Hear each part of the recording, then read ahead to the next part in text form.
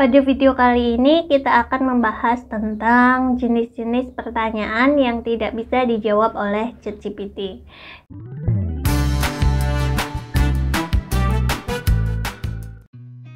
Assalamualaikum warahmatullahi wabarakatuh.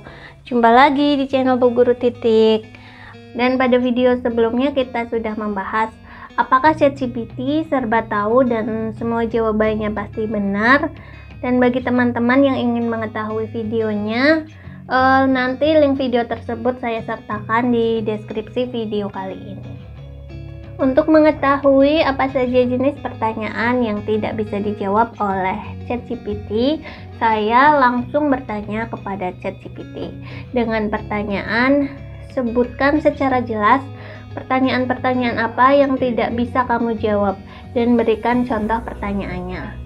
Lalu ChatGPT menjawabnya dengan, saya telah memberikan daftar pertanyaan yang sulit. Berikut adalah daftar pertanyaan yang sulit atau bahkan tidak mungkin untuk saya jawab dengan benar. Pertanyaan yang pertama yaitu pertanyaan yang melanggar hukum atau etika. Contohnya, bagaimana cara meretas komputer seseorang. Jadi untuk tipe pertanyaan seperti ini, ChatGPT tidak akan menjawabnya. Contoh lainnya, misalnya saya bertanya bagaimana cara membobol rumah seseorang, maka ChatGPT tidak akan mau untuk menjawabnya.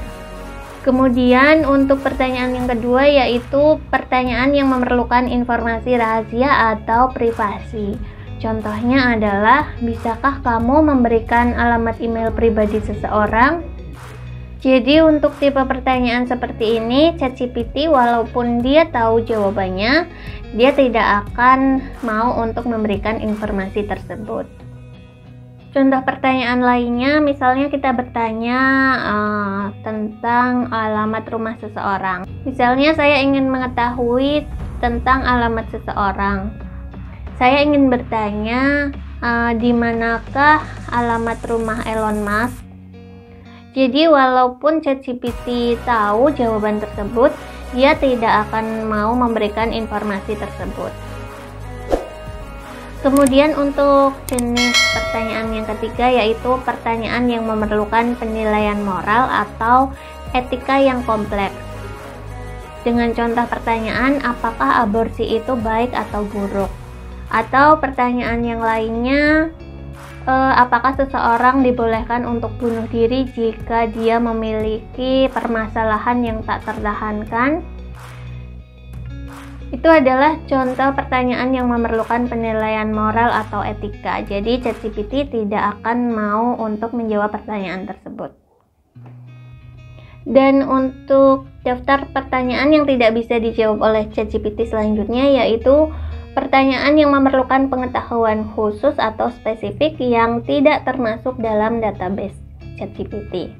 Contohnya, bagaimana cara memperbaiki mesin jet ataupun bagaimana cara untuk memperbaiki mesin diesel yang rusak. Jadi, kalau di database ChatGPT belum ada informasi tentang pengetahuan tersebut, ChatGPT belum bisa menjawab pertanyaan tentang itu. Karena ChatGPT hanya bisa menjawab pertanyaan dengan informasi yang sudah ada di database-nya. Lalu untuk daftar pertanyaan yang tidak bisa dijawab oleh ChatGPT selanjutnya yaitu pertanyaan yang tidak jelas atau ambigu. Contohnya, siapa yang dia bicarakan, dan contoh lainnya, apa pendapatmu tentang acara tersebut? Jadi di sini adalah contoh pertanyaan yang tidak jelas karena tidak terdapat konteks. Jadi kalau kita ingin bertanya, kita harus memberikan konteksnya terlebih dahulu. Misalnya untuk pertanyaan siapa yang dia bicarakan, sebelumnya kita harus memberitahu dulu ChatGPT bahwa saya sedang bertanya kepada Pak Guru tentang Elon Musk. Baru kemudian saya bisa menanyakan siapa yang dia bicarakan. Barulah ChatGPT bisa menjawab pertanyaan tersebut. Kemudian setelah kita tahu pertanyaan yang tidak bisa dijawab oleh ChatGPT,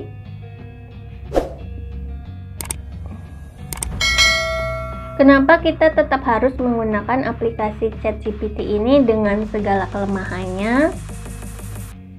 Di sini saya langsung menanyakannya kepada ChatGPT dengan pertanyaan, setelah saya tahu bahwa pertanyaan kamu itu tidak selalu benar, berikan alasan kenapa saya harus memakai kamu. Dan ChatGPT memberikan jawaban, berikut adalah beberapa alasan kenapa Anda mungkin ingin memakai saya sebagai alat bantu untuk proses pembelajaran. Alasan yang pertama yaitu sumber informasi yang beragam. Saya memiliki akses ke berbagai sumber informasi dan dapat membantu dalam mencari jawaban dan solusi yang relevan dan berguna. Jadi ChatGPT itu memiliki sumber informasi yang beragam karena dia terus belajar untuk menambah informasi di database-nya. Itulah mengapa kita tetap menggunakan ChatGPT dalam proses pembelajaran. Kemudian alasan yang kedua adalah efisiensi dan kecepatan. Saya dapat memproses informasi dengan cepat dan memberikan jawaban dalam waktu singkat, sehingga dapat membantu siswa dalam meningkatkan efisiensi dan kecepatan dalam proses belajar. Jadi jika dibandingkan menggunakan ChatGPT dengan mencari informasi di buku, jika kita menggunakan ChatGPT atau kita bertanya kepada ChatGPT, ChatGPT akan memberikan jawaban secara cepat. Namun jika kita mencari informasi di buku, ya itu akan memerlukan waktu yang lama karena kita harus mencarinya satu persatu dan juga dari lembar ke lembar. Kemudian untuk alasan ketiga kenapa kita tetap menggunakan aplikasi ChatGPT yaitu kemampuan untuk belajar. Jadi ChatGPT itu dirancang untuk terus belajar dan mengembangkan pemahaman ChatGPT. Dengan demikian, ChatGPT dapat membantu siswa dalam memperkaya pemahaman mereka dan membantu mereka untuk mengembangkan keterampilan berpikir kritis dan analitis. Jadi walaupun ChatGPT hanya dapat menjawab pertanyaan dari informasi yang ada di database-nya, namun ChatGPT itu memiliki kemampuan untuk terus belajar untuk selalu menambah informasi di database-nya. Itulah kenapa kita tetap menggunakan ChatGPT dalam proses pembelajaran. Kemudian alasan yang keempat yaitu ChatGPT tersedia 24 jam sehari dan 7 hari seminggu. Anda dapat mengakses ChatGPT kapan saja dan di mana saja melalui perangkat yang terhubung ke internet. Ini memungkinkan Anda untuk mendapatkan jawaban atas pertanyaan Anda dengan mudah dan cepat tanpa harus menunggu waktu yang lama. Jadi, jika kita ingin mencari jawaban atas pertanyaan kita, misalnya di perpustakaan, perpustakaan itu tidak selalu tersedia selama 24 jam. Dia memiliki jam operasional dan kita tidak bisa setiap saat untuk masuk dan mencari buku yang kita inginkan.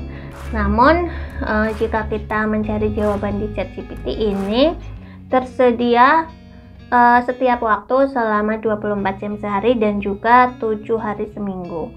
Misalnya jam 1 malam pun kita tetap bisa mengakses ChatGPT. Kemudian alasan yang kelima kenapa kita tetap menggunakan ChatGPT yaitu ChatGPT dapat membantu Anda dalam berbagai macam topik dan bahasa. ChatGPT memiliki kemampuan untuk memahami dan berbicara dalam berbagai macam bahasa, sehingga Anda dapat menggunakan ChatGPT untuk membantu dalam konteks bahasa yang berbeda. Jadi misalnya kita ingin mencari informasi dari sebuah artikel dan artikel tersebut menggunakan bahasa asing yang kita tidak menguasai bahasa tersebut, kita bisa meminta ChatGPT untuk menerjemahkan bahasa tersebut ke dalam bahasa yang kita kuasai. Jadi seperti itu beberapa alasan kenapa kita tetap harus menggunakan aplikasi ChatGPT walaupun ChatGPT juga memiliki kelemahan.